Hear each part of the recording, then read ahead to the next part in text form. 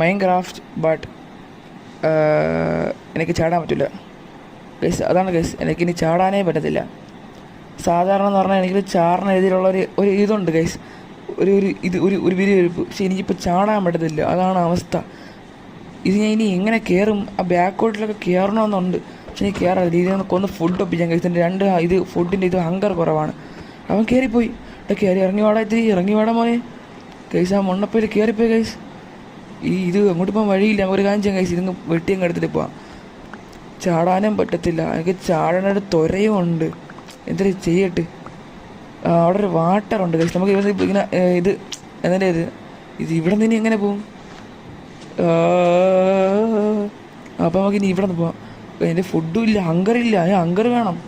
നമുക്ക് ഇവിടെ നിന്ന് അങ്ങോട്ട് കറങ്ങി തിരിഞ്ഞ് പോവാം.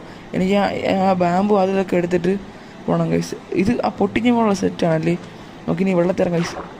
അതിലൂടെ കൂടെ നീങ്ങി പോകാം ഗൈസ്. നീങ്ങി പോവാം. ബട്ട് ഒരു കാര്യം പറഞ്ഞേ, എനിക്ക് നീന്താൻ പറ്റൂല.